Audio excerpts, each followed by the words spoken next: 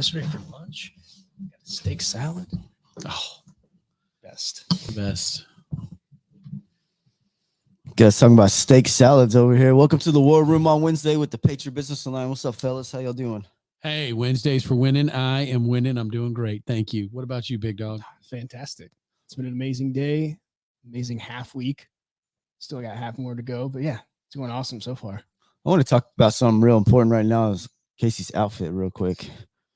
This is no three-piece suit. This is a first. Hey, that's right. Spring break attire. Hey, look, I got this just in time to not arrive for the Olympics, right? They saw me coming. They were like, oh, USA hockey jersey, you got it. I'll order 4 of those. A little bit of patriotism. Yeah, I love it, man. I was like, I can get behind this. Yeah, Love it. yeah, this is a little bit of spring break attire. It's kind of interesting that spring break's not so springy right now. Yeah, it's pretty 31 Some degrees Texas this morning. Bullshit going on. 31 degrees and foggy. So tonight we are missing Doc. He's out doing his thing with his kids. Are we missing him? I mean, yeah, he's doing his things with his kiddos. So hope y'all are having a good time this evening. But as we always do on Wednesdays, we start with our wins, personal and professional. So we'll let the pretty one go first. I know that's me.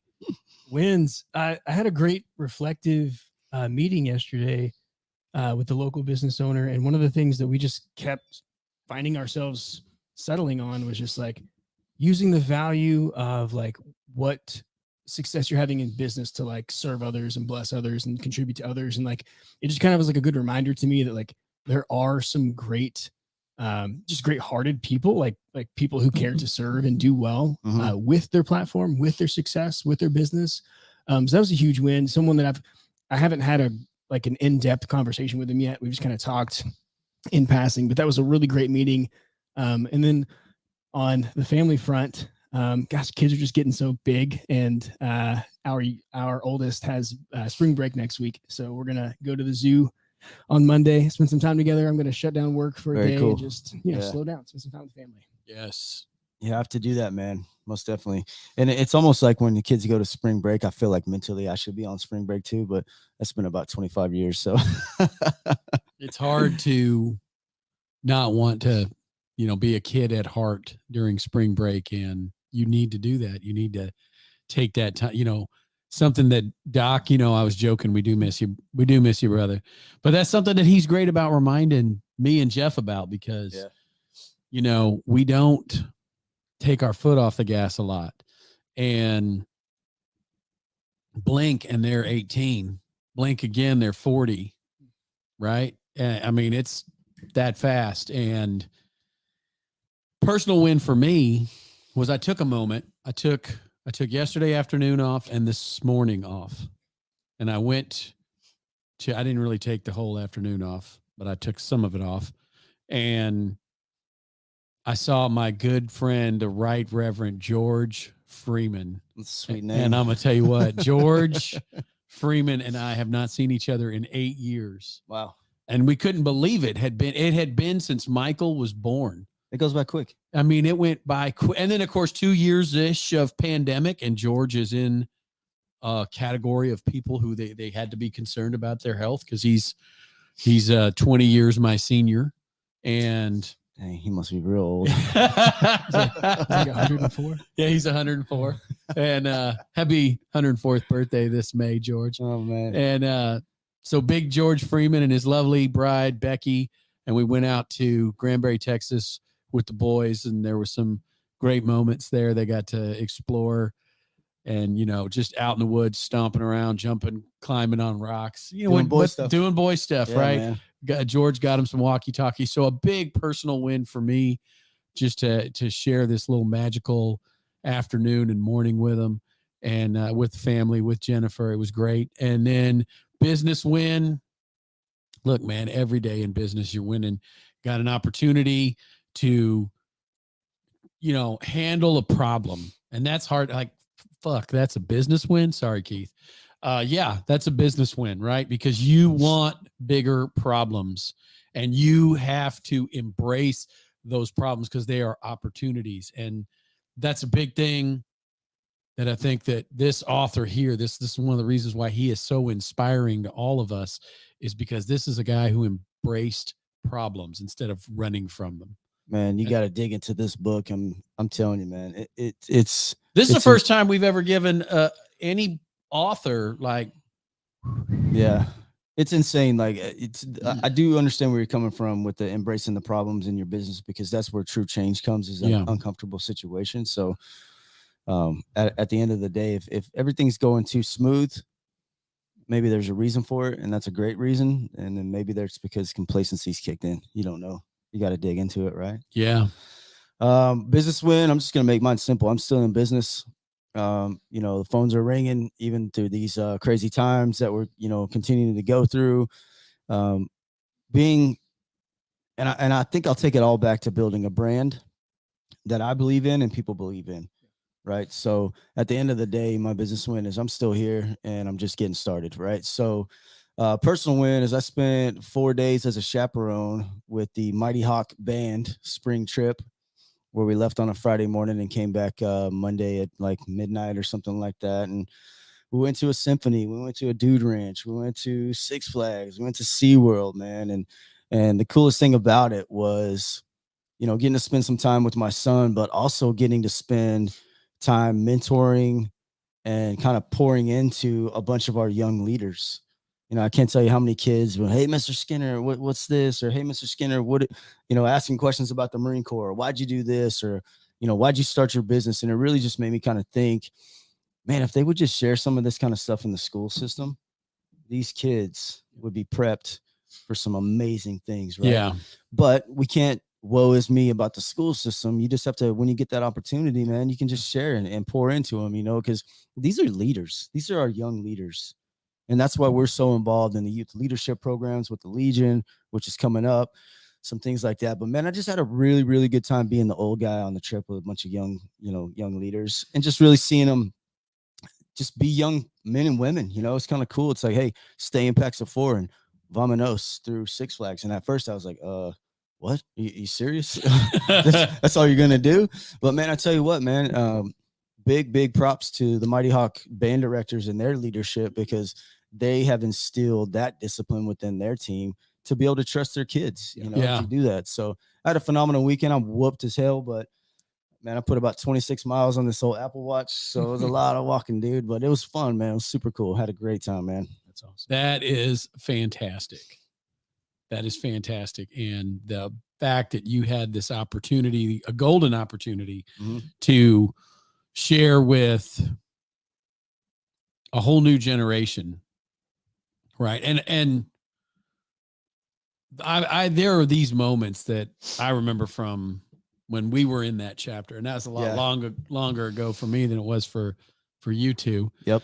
But there were the old guy, right? The old man on this chaperone, the that, I have a memory of going to Thomas Barbecue off Loop 610 in Houston, Texas, and having this mentor of mine, this older friend of the family. We just had this big, long talk one day, and there's so many takeaways from that, and they resonated with me through the years.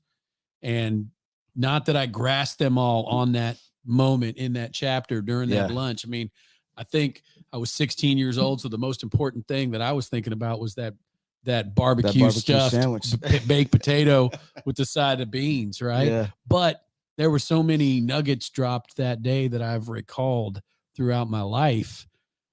And I know you had that opportunity and that impact on those kids. They won't remember all of it, and they'll each take away something different, but there's going to be some really cool. It's kind of cool because you think about it, it also holds you accountable, which is what we're going to talk about this evening. We're going to kind of dive into what's called the accountability mirror, but it kind of holds you accountable when, Evan, the kid says, hey, why did you join the Marine Corps? And you go, you know what? That's a great point. Or that's a great question.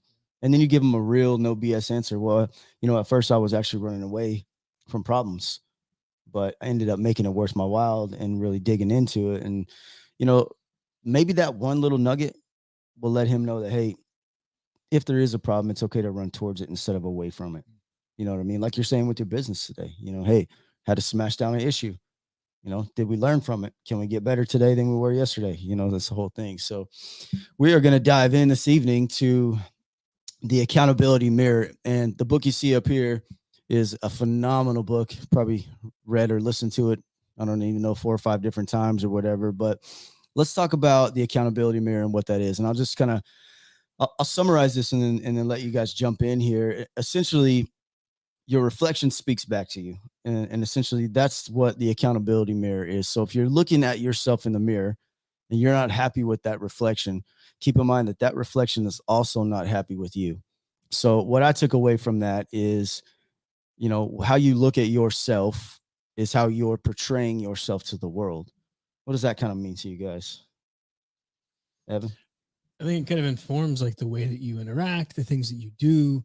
Yeah. Like one of the big things that he says too is like it's your starting point, right? Mhm. Like the truth and the reflection, like that honesty, the accountability is a starting point. So if you're filling it with lies, or like you're filling it with maybe too much credit where it's not deserved, like you're not doing yourself any favors. You're not doing anyone Yeah. else any favors. Like if you're poor at something, if you lack the ability at something, but you like fake it till you make it concept of like Oh, I hate trying that. Yeah. to like just portray to others that you're great at it. Like it's just he mentions like a false starting line. And Mhm. I think to me, like that was one of the bigger takeaways too, is like it gives you like a true placement. And I've always thought like you can only start where you are.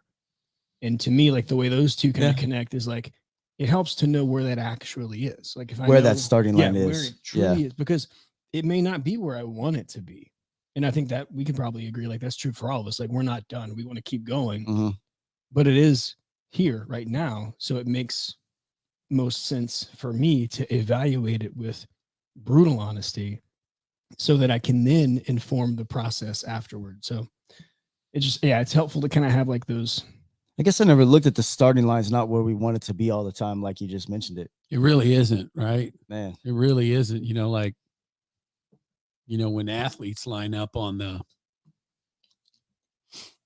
you The know, 4x4. right? You know, They're not all starting at the same they're spot. not all starting at the same spot. And usually the more talented athlete has the worst spot. And he's like, well, damn it, why am I back here? Yeah. Or, well, because you're like a cheetah. That's why you're back there, right? Or, you know, your spot isn't where you envision it up here in your mind, right? And everybody does start out at a different spot. You know, different spots can be starting points can be related to where you grew up, right? You grew up in what neighborhood, what socioeconomic pressures were you under? What gender pressures, race pressures. There's a lot of things that'll alter your starting point, and these are things that you got to eyeball that mirror. It's a lot of where I think a lot of the insecurities come from your younger starting point, right? And that's a big part of this chapter too, is writing down your insecurities. So we're going to give you guys a few things, and this is one of them I'd like you guys to do. And, you know, throw it in the comments if you guys got questions on, you know, about this book or what we're doing here tonight or whatever. But, you know, something that David Goggins says in this book is to write down your insecurities, because that's where you find out where your real starting point is at, right?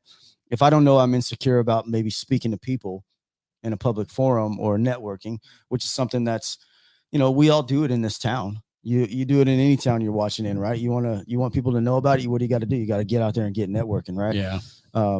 So if that's something you're insecure about, write down, hey, I'm insecure about speaking to people in public. Yeah. That's a number one. I mean, I know there's been times where, even being a type A type person, I walk into a room that's a new networking event, and I'm kind of reserved. You know what I mean?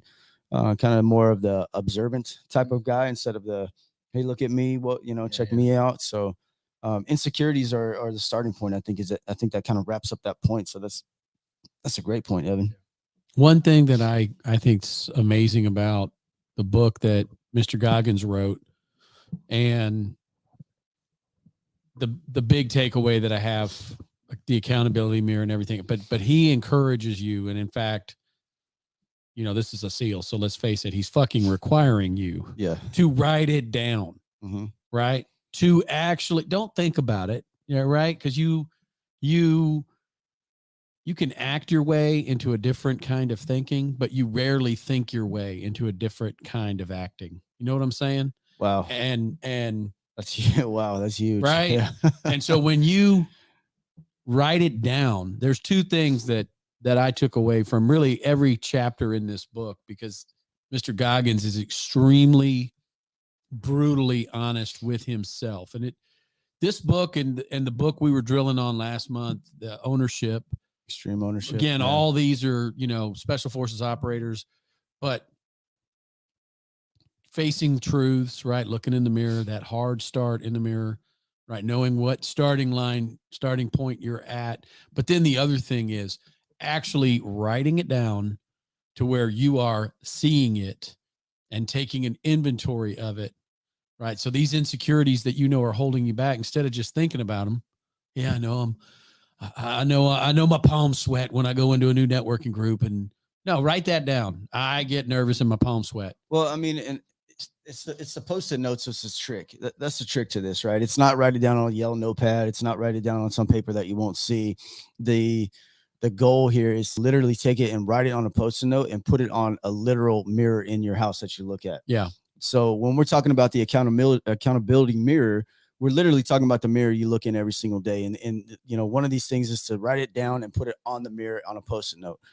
When you write a goal down or a dream down, write that up there too, right? Because all of these things are the makeup of who you are, right? Those identify where, like Evan was saying, where the starting line is. So when we talk about a goal, Evan and I were just talking about this before we came in. He's a fitness guy, right? So he can probably speak on this a little bit more. But if it's a 15-pound weight loss goal, what we want to do is we want to write down, I want to lose 2 weeks or 2 pounds this week, slap it up on the wall, right? So what's going to happen is when we knock down that 2 pounds this week, we're going to take that off and we're going to put another 2 pounds on. So it's not writing it down and pushing it aside with all the other shit on your desk. This is literally tonight talking about take that and put it somewhere where you see it on a daily basis. Yeah. I.e. the accountability mirror, because that's where you're going to see it every day. What do you do with your goals currently? Are you guys, I know you're writing them down. Yeah. How are you taking action on those goals? And in general, that's a tough question to answer because there's so many different ones, but what do you guys think about that? I took a different approach this year, calendar year, because it's always easy to evaluate, beginning of the year. We took a different approach, my wife and I both, because we've always kind of had dreams and ambitions and goals, and I kind of put them all into the same category. It's like the whole idea of like, ooh, won't this be nice when, right? Mm-hmm. And it's always like that one day approach or one day mentality. And then what I've kind of found is like, I've grown to be more a fan of like habits and patterns and action. So I put together kind of more like action items or habits that I intend to take up. And that's kind of been the focus of this year. We're I like that. a few months in, but because to me, like, I can't control the outcome. We talked about it a few weeks ago. If you wanted to lose 30 pounds, but you lose 28 pounds, you're going to be upset. It depends. Probably not. Right. Yeah. But you can control, I think, the daily discipline of eating well, moving. And I'm not a fitness guy anymore. I need to get in shape. So this is, speaking to myself, but like practicing those things that will lead to a better version of you or the situation. So, long story short, I guess like one of the ways that I approach it now is to have that big vision and then almost immediately come back to that starting line where I am now and think about the actions that would move me toward it. What are the daily disciplines or the daily rhythms or the daily routines that would at least put me that direction? Because if it's just a little bit off and I arrive somewhere that I didn't even think about, but it's either more fulfilling or more rewarding than I can even have imagined, it's those actions that got me there. I like that mindset because we were just talking before that, everybody has goals. Like we all get goals, but I think the word goal is kind of watered down in my opinion, because I think writing your goals down is great. I think having a 1-5-10, which is 1 year, 5 year, 10-year plan is always great. But if it just sits on a piece of paper on your desk and it really doesn't do anything, you're really lying to yourself. And accountability is about not lying to yourself. Right. It's if you continue to say I'm gonna or I want to instead of the I am or I will, that's where you're changing your goal from something on paper to written down and actionable steps. So talk on that. What does that mean to you, Casey? That accountability is not lying to yourself. I have a little different way that I look at goals. That's why to ensure that accountability is not just me bullshitting. So I like definitions because I think we get bombarded with so much information on the interwebs every day that we kind of lose sight of like these basic things that we had to learn just to get out of high school, right? You know, even with a 2.3 GPA, you still had to remember a few words. Did you read my transcript? You cannot spell anyway, whatever. Okay. The object of a person's ambition or effort, an aim or a desired result. That's one definition of goal. And, you know, this word goes all the way back to ancient Greece, right? So we're talking the Spartan days, right? That's how long this word's literally been around on this planet. And one way that I write out my goal, I write them out as if I've already done them. Really? Right. I have accomplished X, and I do mine in a shorthand. I don't have like longhand goals on a, you know, blackboard where but I have a shorthand system and I write them out every day. And one of the biggest rewards that you can have is when you get to strike one off your right. Feels so good. Yeah. I mean, it feels great because then the next step is, and this goes to the no BS. Sorry, Keith. The no BS accountability is that you must then increase your goals, right? Because I'm a big believer in that. My mentor is a big believer in that. And that is, if your goals, right, this is, I can't remember the name of the episode we did. It was the big, hairy, audacious goal episode from back in the beginning of this broadcast exercise. And in that experience, we were talking about, you got to have a goal that's so big, it wakes you up at 4:40 in the morning. I don't need this doggone alarm clock. It doesn't go off every day. A lot of times I get up, and I would say 85% of the time, I get up before this thing does. I'm beating the sun up because I'm excited about my goals. And I also know that I have about 45 minutes before my son, the drill instructor, comes downstairs and he's ready for his day. So that goes back to the point of this whole topic tonight is the Post-it notes is really what I want you guys to take away from a lot of this, is to put that goal on a Post-it note and slap that thing on your mirror to where you see it. So like when Casey's saying, when you get to rip that thing off, man, that's a win. Yeah. Every time you get to take one off, now what we want to do is make a bigger goal up there, right? Yeah. So I got one on my mirror right now. We got to get our technology fixed to where I can flip this. Yeah. AirPlay, but we got to be careful with that. Who knows what's on that phone? Okay, I'll show it. It is you can't see it from there, but this is a Ford Cobra V8 supercharged in the back of a Ford GT40 with Weber carbs, probably has about 1,200 horsepower. That's your goal list. That is a goal. Yeah, I need this engine in my garage so I can figure out what vehicle to put it in. Right. And man, I tell you, take that out on the Fury Road one day. You make a good point there, man, when you're saying, hey, you need the motor first and then you'll find out the car, right? This kind of should speak to you a little bit right now because you're kind of in that mode right now where you're building your motor so you can figure out what body or what chassis you want to put that in. So your goals don't necessarily have to be in a specific order, right? Your goals are what are going to keep you motivated. But the big thing is if you don't hold yourself accountable to those goals, you have to call yourself out. Yeah. I just had this conversation with myself last week.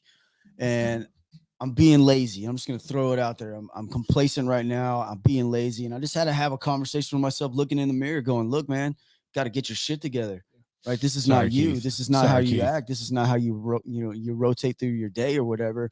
And having that tough conversation with me just instantly put me in a different mindset of, okay, I'm really in charge of me, right? And I'm the one who's going to hold me accountable because in this world, no one is going to really hold you accountable the way you should hold yourself accountable. It's not their job. It's not their responsibility. Yeah. Right. It's only your responsibility to be better than you were yesterday. And I have a real hard time seeing Jeff as lazy, but I know if he's calling himself out, right? If he's putting that on his accountability mirror, then it's, he's speaking it out there, right? So he can start acting his way into a different way of thinking, right? And whatever was holding him back, right, has to be confronted and challenged. And that's the same for all of us, right? Absolutely. That's why we study the greats, right? I want to remind all of you, if you don't know, I want to tell you, but if you've forgotten, I actually forgot this. Oh, thanks, Evan. I totally forgot that too. Oh, we were in the back. This guy, Mr. Goggins, was 300 pounds. Yeah. Working as a exterminator on the night shift in Yeah. near his hometown, a real not pleasant place. I'll let you read the book, right? And just not happy with himself and slowly eating himself to death. And he saw a documentary about the Navy SEALs. Mm-hmm. And from that point on, he was on a mission, and he started taking little steps. And then those turned into really big, massive, gigantic steps. But one of those first steps that he took was he went to a Navy recruiter, and the Navy recruiter said, at your weight, you need to do this, this, and this. Get some chunk of this weight off so we can get you in the Navy reserves. And then from there, we'll talk about what other options you He burned the midnight oil trying to get to those goals, and even failed a couple of times. At 6 times. Yeah. Well, he lost 100 pounds in like 3.5 months, which is amazing, but wasn't enough though. It wasn't enough. Mm-mm. And he went to basic underwater demolition school 6 times, right? This guy would not quit, right? But there were plenty of opportunities to quit, right? And he kept getting additional opportunities because he wouldn't quit, right? You don't get in, obviously there were physical limitations and handicaps, but he kept getting those opportunities and kept taking them. He kept swinging away, right? So, and back to why that's important, right? It's those little small steps, right? Putting, Evan was talking about what a lantern can do, and it reminded me. Significant, yeah. It's significant. I'll let you elaborate on it, but it reminded me of, back in the early days of motorcycling, which, for me wasn't that long ago. Yeah, right. But now we got all these really cool LED headlights and da-da-da-da-da-da. But I'm going to tell you what, man, when you're on a mountain road in Montana with a Edison filament bulb headlight, a single headlight Harley Davidson Super Glide, I'm gonna tell you what, man, it feels like you're riding with a curb feeler because it's dark. Oh, I bet. Middle of nowhere. You're in the middle of nowhere, in the middle of the mountains. There's no moon. Well, it's a great point to Evan's story. Why don't you tell us why you tattooed that lantern? Yeah, because I think it goes hand in hand with the accountability thing. So I've got this lantern tattooed on the inside of my arm here. It kind of goes back to, we talked about earlier with the goals. Like, right. I have a tendency personally, like I was a goal junkie. Like I would just grand vision, just cast them all out. What is the 10-year, the 15, like, and I would just live there. I would spend so much time just almost daydreaming, really, if I'm honest with myself, what it could look like or what it would feel like to do this, this, and this, what life would be like if it's over here, kind of in this realm of future achievement. So I kind of thought through like everything I just shared about the whole like actionable daily process things. To me, it's that visual reminder, like a lantern can only light the next few steps. So being able to only account for those next few steps, only what is kind of illuminated from that lantern, it can't cast light a mile down the road. So it can't really show you what's so far ahead. So yeah, write that thing down, that big picture thing down, and then immediately get back to where your feet are now. And then kind of light the next few steps and just worry about the next couple of steps. And eventually, again, if they're calibrated well, they're going to take you there. You'll arrive there. Mm-hmm. Exactly. That's, and this is where one thing, like if you need a mentor, it's the whole point of this group. If you're talking about somebody who can help you plan, you got the planning genius right here. This is, me and Doc are a lot alike. We're in alignment on a lot of things, which is that we just started. Done is better than perfect. It's a phrase drives Jeff Skinner fucking crazy. Sorry, Keith. Right? Just get it done. Right? And my team hears me say that all the time. I don't care what it looks like. That can be the nastiest peanut butter sandwich I've ever seen. Just get it done, and we can fix it later. you cannot, if you don't even start, right, taking action. Now, Jeff, on the other hand, he's really the opposite of that. And that's what brings so much balance to this team. And in a lot of ways, so is Evan, right? Let's talk about how, if you want to get to the top of that obstacle, we've got to start talking about all the steps between you and that obstacle. So you can vision board that out at the and same make it time, happen. though, man, it does make sense in some aspects. Like you say, done is better than perfect. Yes, it does like kill a part of my soul when I hear that a little bit. But, you know, as I progress through business and I'm in year 5 now, there are some things that are, hey, done is better than perfect. Now, I'm not saying cutting corners by any stretch of the mean, you know what I'm saying? But at a certain point with something like we're talking about tonight's a perfect example of that. Hey, done is better than perfect. Start today, start tonight, start tomorrow morning. Grab Post-it notes. I know everybody in the world has Post-it notes at their house, and just start writing the shit down that you want to get better at. It doesn't need to be elaborate. It doesn't need to be crazy full of details. You want to lose weight, stop eating like a fat ass. You know what I'm saying? You want to run faster, say quit walking, start running. Little things like that. And be brutally honest with yourself to where truth hurts. I'm not saying go out there and start, making yourself feel like you're the worst person on the world. But if you're not willing to be real and honest with yourself in a situation like what we're talking about tonight, then don't even start it, because there's a road that's going to take you down. That's going to be tough. It's going to be lonely. It's going to be heavy on you some days. But at the end of the day, you have to understand that you are stopping you. Every single day of the week, you are stopping you from getting better. That's the bottom line to it. Read all the books you want. Watch all the YouTube. Listen to all the podcasts. Fill yourself full of fake bullshit, and I promise you that's all you're going to get out of it. That's the bottom line to it. You are stopping you right now. So get out there and get after it. That's good. It's like a reminder too, because I think that like you can deceive yourself for so long, but like those thoughts are there, right? Those doubts are there. Those insecurities are there, whether you choose to hit them head on or not. Yeah, they are there. They do exist. So I think like grappling with them is the only way to kind of get a leg up on them, or to overcome them, or to turn them around. If that was once a weakness, now it's going to be my greatest strength, right? Like, yeah. But the only way to do it is that raw honesty, right? That staring like just deeply at the inadequacies and the flaws and the fears and the uncertainties, and looking at them objectively without sugarcoating any of it, and saying, okay, now that I see this and it's not what I like, how can I make it what I do like, what would exceed expectations, what I'm proud of?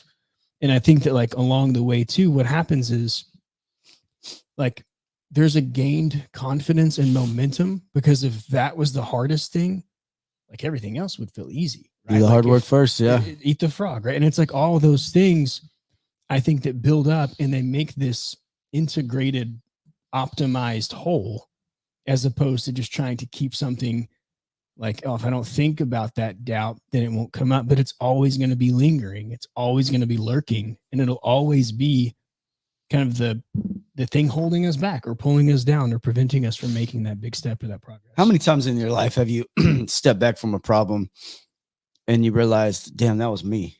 I was in my own way. I just did it last month. It's only happened like recently because I was young and naive and maybe prideful.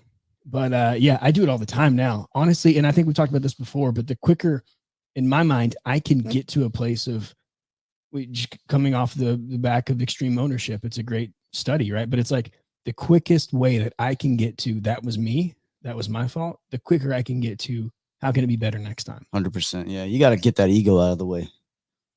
That is that. And you got to get control of this thing, right? You got to get control of this thing up here. I've spent a hairline.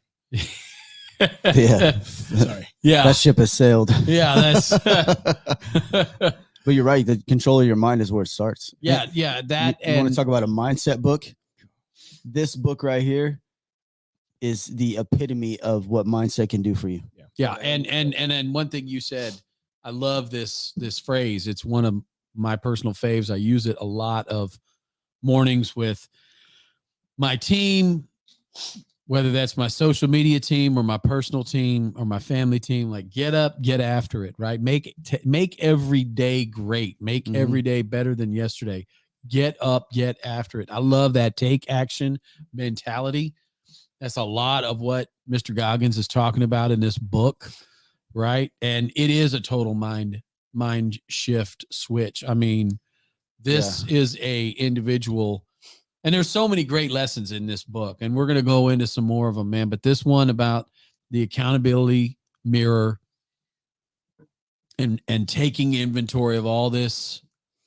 I think it's a great starting right, point. what Evan was talking about, right? Yeah. The things that are holding you back, taking inventory of it all, being self-aware of it all, so you can start controlling it all. So otherwise, it's controlling you, right? You're not even aware, Yeah. right? It's that subtle, right? That you are not even self-aware of the things that are in that mirror, looking back at you, holding you back from being able to get up and get after it, like Jeff said, right? So if you do take inventory of them and then boom, make them visible, so it's in your face every day on that mirror when you're getting out that shaving cream, although we use a little less shaving cream than others. The pretty one does right? over there. It's a good point though, man, because there was a reason I wanted to start it. Casey wrote some content tonight about excuses, and I think we're going to follow up with that. But I wanted to start tonight with this one because this is the month that we're going to dive into this book alone. And if we can't get accountable, if we can't hold ourselves accountable in the other 12 chapters in this book or whatever it is, we'll do nothing for you. Yeah. So at the end of the day, that's why I said, hey, let's talk about this tonight, because this is great. Slapping these Post-it notes up, and I have them all over my desk with little things that need to get done or things I need to work on or whatever. And it feels great when I rip that sumbitch off there and I throw it in the trash. Yeah. Right. Because I conquered that. I defeated that. I dominated the day on that one.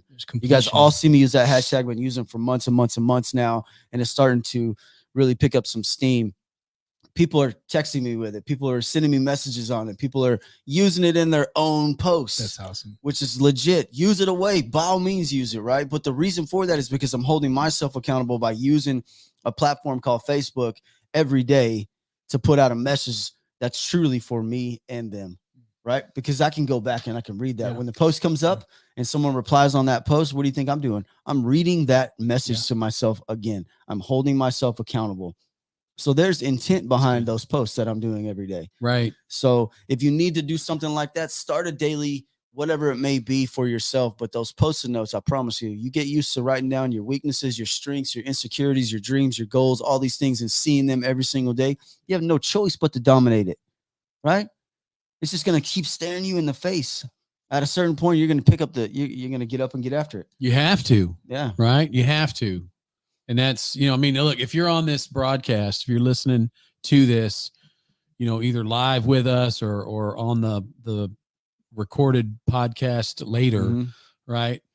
The thing about it is that you're very likely doing all of this right now, right? Or maybe you're here because you're looking for other ways to figure out what the actual next friggin' step is, okay? And that's really hard to figure that out, right? Because you got these big, like out of reach goals, right? Like, I want an airplane.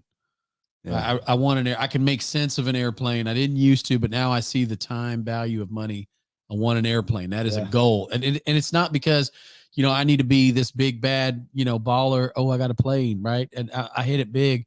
I'm going to go buy a Maybach Mercedes and a plane. No, it's because I see the time value of money, right? I know that I only have a finite amount of time to accomplish my goals, and sitting around at DFW doesn't really facilitate that, right? You just 3 hours, fuck off at DFW before the plane leaves. Sorry, Keith. And then wherever you get, it's another X amount of time wasted, lost, can't get it back, right? And that's why I can make sense of that, right? And that's why that's on the goals list. Now, how do I get from here to, right, the negotiation on that aircraft? Put that lantern out a little further. Yeah, that's right. You got to put that lantern out a little further. You got to think about those steps, right? And so whatever that goal is, right? If that plane isn't on that accountability mirror in some form or fashion, right? Maybe it doesn't need to be. Maybe the thing that needs to be is those steps with the lantern, right? I think that the biggest thing too that I'm taking away from that message you're saying right now is the fact that over the last couple of years, you have put a value on your time. Oh, huge. right? As most small business owners, we're running around trying to do 48 hours of work in 24 hours, right? Evan's living this right now. I just read his post the other day. Are you busy?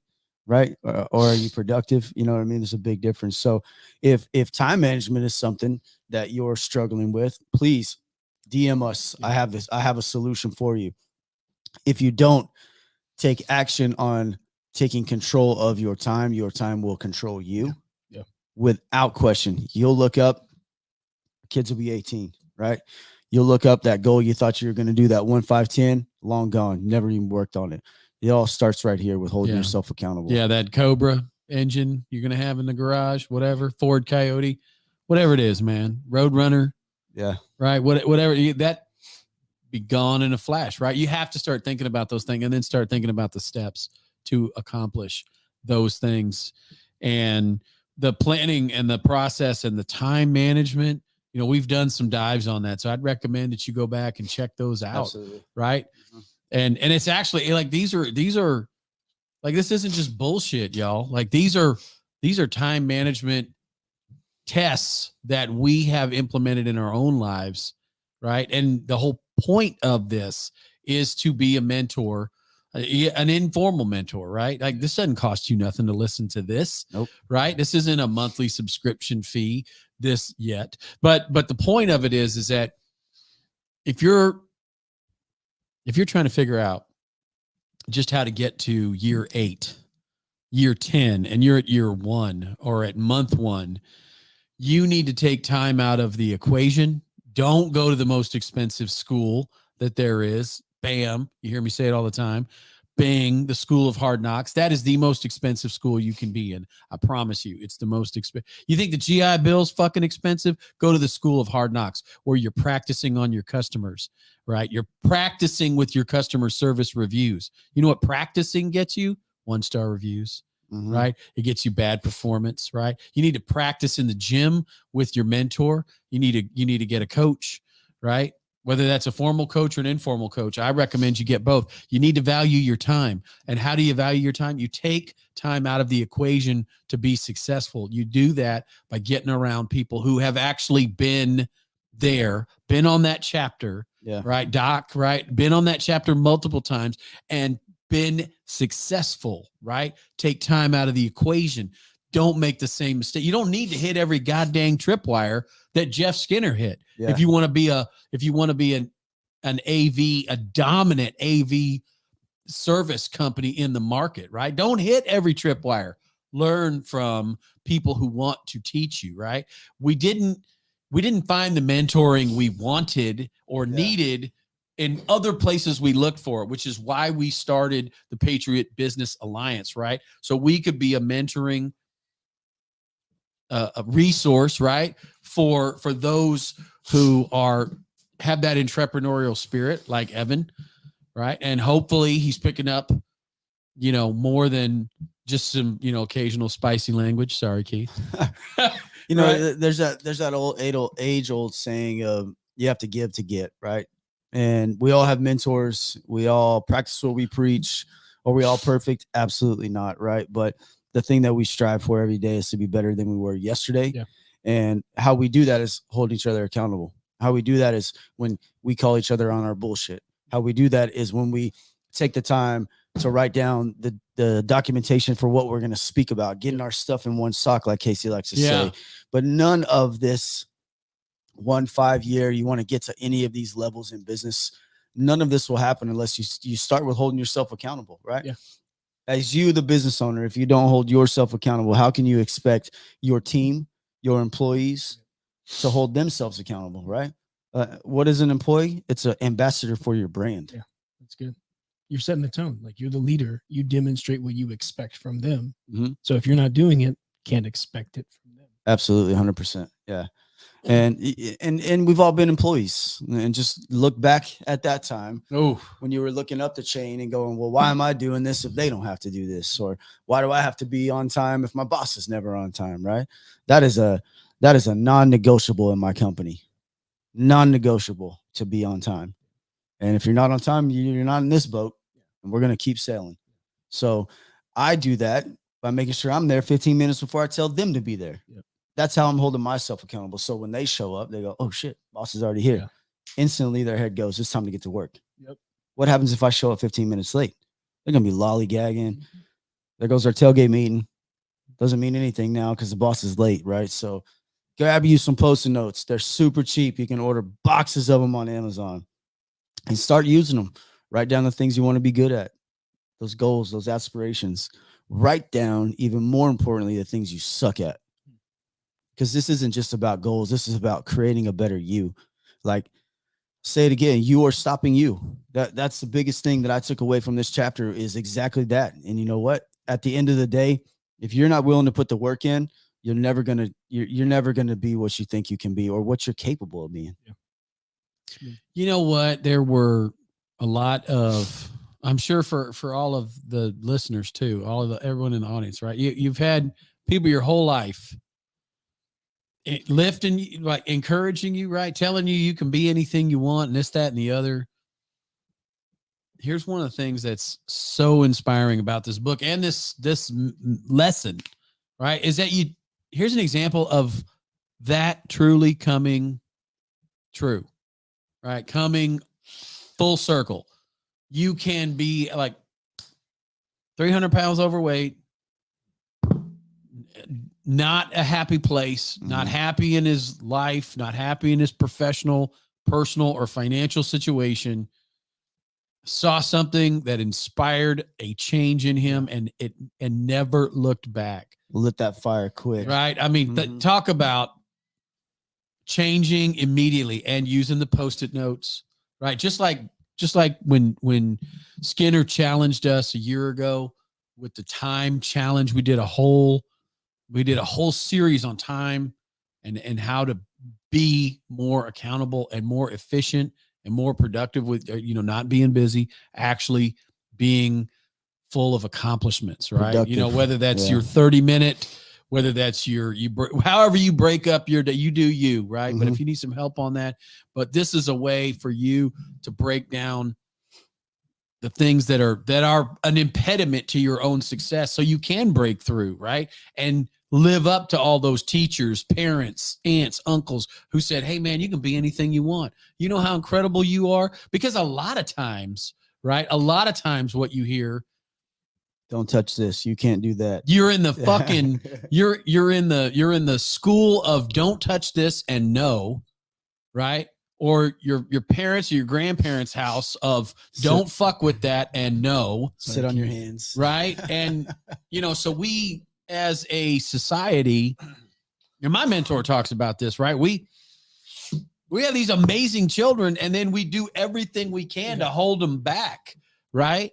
And by the time they're done with 12 or 13 or 14 years of public education, if you needed a little extra summer schools and whatnot, anyway, you're so beat down and have so little faith in yourself, right? Because you are conditioned now to show up, and from 8 to 5, you're in a pod, you're in a cubicle, you're in a desk, you check in and out of, right? It's a training for factory work, man, right? It'll crush your spirit if you let it, right? And that's a history lesson because that's exactly what school was meant to do way back when. Yeah. Was to acclimate you for an 8-hour day to go out there and work for somebody else. Yeah. If you're sitting here listening to this later on Spotify, iTunes, or you're watching it now or whatever, and you feel like there's something more you can be doing right now, you must start with holding yourself accountable and taking charge of your time. If you are not intentional with your time, how can you ever expect to reach lap 1, lap 2, lap 4, which is a mile? How can you ever expect to even start the race? Going back to how we started this evening, which is we all start at a different starting line. Yeah. The 4x100, everybody starts about 25 meters apart. But by the time they hit the straightaway, they're all at the same point in the race. Yeah. Where the cheetah speeds up is because he's put the work in. It's not because he sat there and watched Netflix all weekend. That's right. I do it. I'm a freaking video game player. I shoot some bad guys. I get lazy. I get content. But at the end of the day, if you have the moral fortitude to stand up and look yourself in the mirror and say, you're being fucking lazy, get your shit together, that's a good starting point. Yeah, absolutely. And you know what? There's nothing wrong with finding something binge worthy. I love that. You know, say just one of the few things that came out of the pandemic that was kind of fun and funny is, hey man, that was totally binge worthy, right? It's fun. It's funny, but you got to make sure you've earned it, man. Yeah. It can't be just because you sat around in your Kung Fu slippers and your pajama pants for a weekend eating popcorn, Yeah. right? It's delayed gratification. Yeah. Did you put the grind on this week so that you can stay up late on Friday night and watch something binge worthy? Right? Did you put the hustle in? Did you get up and get after it? Well, if you did, man, get on the Xbox, load up Batman Arkham Asylum and beat the shit out of some people. Right? Sorry, It's Keith. all about the balance, I think. You know what I mean? Because no, I mean, to be perfectly honest with you, my culture is a 40-hour work week, right? That doesn't mean that I stop. That doesn't mean my brain stops. But for my team, my culture means, hey, I'm going to give you the weekends because I think that's important to every employee. Right. But you have to grind, you have to hustle, but more importantly, you have to take action. You have to sit down and you have to look at yourself and you have to really do an inventory of exactly where you are and where you want to be. And then, like you were saying, hold the lantern out a little bit. You're only going to see 2 or 3 feet in front of you, but if your compass is pointing you in the right direction, then it's a good likely chance that you're going to probably progress to those goals. You know, but if you're walking blindly, like you're saying with the little Harley Davidson light, and it goes out, I mean, you want to have something to still guide you, right? Even if your light does go out, because sometimes it does, and business is not always fun and business is not always easy. No. But if you're accountable, your team is accountable, you're holding yourself accountable, it's okay to walk through the dark a little bit because I promise you the light is out there. Yeah. And another thing to remember when you're in those dark places, and you will have them, there will be days you'll be like, man, this sucks. I'm the worst. Here's one I promise you. Mhm. He, and it's probably in here too somewhere. You are the worst boss you've ever had.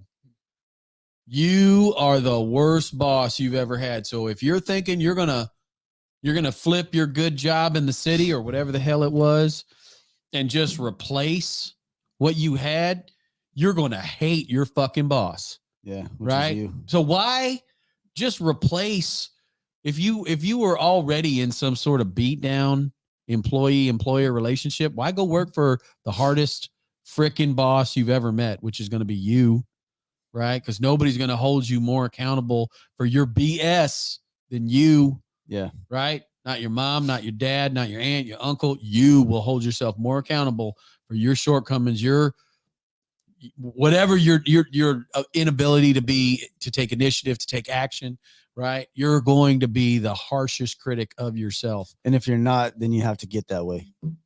So don't just replace, right? Mhm. Because then you're just trying to hold on to this thing that you really weren't satisfied with before, right? So if it was some deal, some salary in the city that you were, all I need to do is replace that. That's not a goal that's big enough to get you up out of bed at 4 o'clock in the morning without an alarm clock, right? You need to be thinking, I'm going to replace that.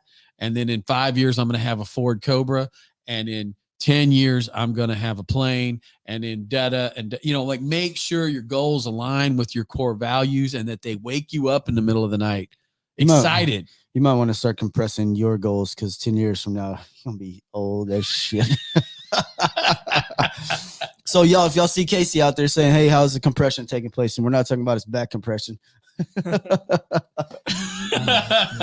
Man, I think this is a good topic, fellas. I think I'm hoping some people can take away some things. Evan, what do you got on saving rounds, my man?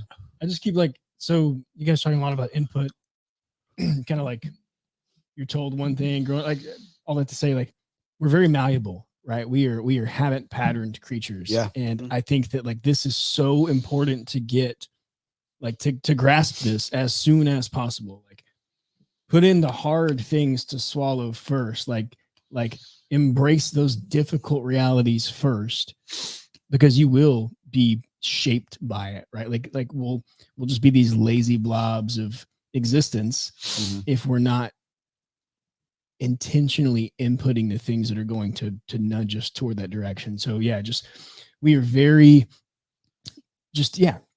malleable beings and creatures. And I think that like all of these things that y'all have talked about, and there's a lot of recurring themes that come up week after week of just like good self, like development, and all those things have the common thread of improving the you, right? Improving the individual.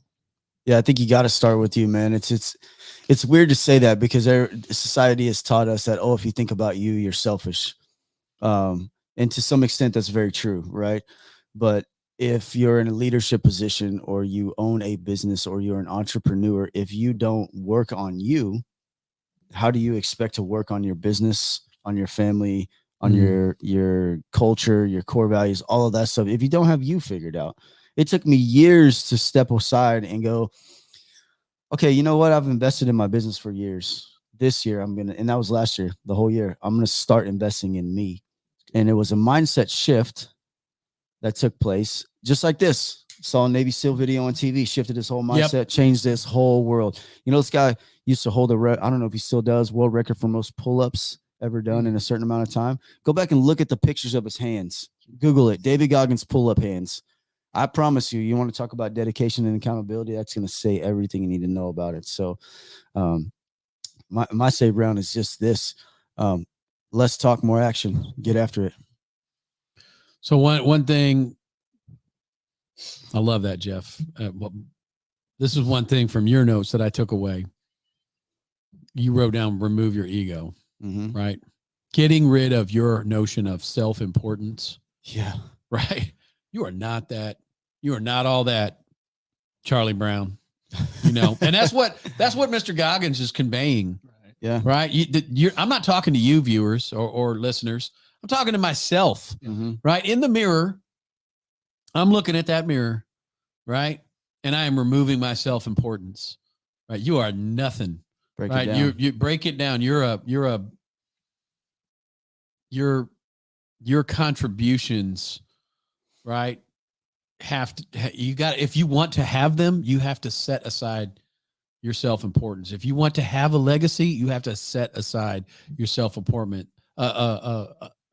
importance, so that you're not lying to yourself. I'm so damn good. I'm patting myself on the back. I can pull that Post-it note and that Post-it note. All right. No. You have to set all that aside, clear it off. Right. So you really, truly are looking at, right, Barrett. You got to take it down to the bones. Yeah. You know, be honest, be real, be candid with yourself. Don't sugarcoat it. I think one thing that I love about being on the road, being out in nature, right, being on that motorcycle is, right, when you're out on the road, right, like all these pretenses and all this bullshit that we carry around, all this, like, you're all that in that 3-piece suit and the blah, blah, blah. And, you know, no, you're not, man. You're just a dude on a bike who slept in the dirt last night, 11,000 miles from home. Right. You need a sandwich and a cup of coffee and a goddamn shower. Right. You remove all these pretenses, this self-importance. Right. And that's very eye-opening and changing. Right. And you can get that experience in a lot of different ways. This is a way to get that experience. Right. To get that, you don't have to go ride 11,000 miles to get that experience. You don't have to go camping with Bear Grylls and survive in the woods and kill a fish and eat it raw to get that experience. That's one way to do it. Right. This is a very efficient, effective other way to do it, right? Setting aside your self-importance so you can truly change yourself. It's all about taking a step back, evaluating. I love keep going back to the lamp thing, man. It's just that really spoke heavily to me tonight because, you know, that to think about the lamp analogy is huge, man. I love that, man. Like I got a lot of tattoos that mean jack shit on me. You know what I mean? Nothing. But to have something that you carry with you every day as a reminder to you is critical. And that doesn't have to be a tattoo. It doesn't have to be a book. It doesn't have to be whatever. It needs to be something in your mind that you carry with you every day. And we see things on a daily basis. What you want to see in your life, from my point of view, are the things that are going to make you better. Yeah. Eliminate, silence the noise. David Goggins, everybody hears me say that. I got that phrase from him. And I tell you what, once I started implementing that, I'm saying, man, my life changed. Yeah. Like you have to get rid of the noise. You have to get rid of the bullshit and you have to hold yourself accountable. Accountability is removing yourself. right? That's my end note. love it. With that being said, we're gonna wrap it up tonight. We Thank got you our guys upcoming. thank you all for joining us. Upcoming in-person event coming up next month in April, which we'll be dropping some details on within the next week or so for you guys there. So kind of putting together some planning on it, whatnot. But other than that, it's time to go get some chow and get ready for $10,000 Thursday. Doc, hope you're having a good time, brother. Peace Doc, out. we miss you. Later. And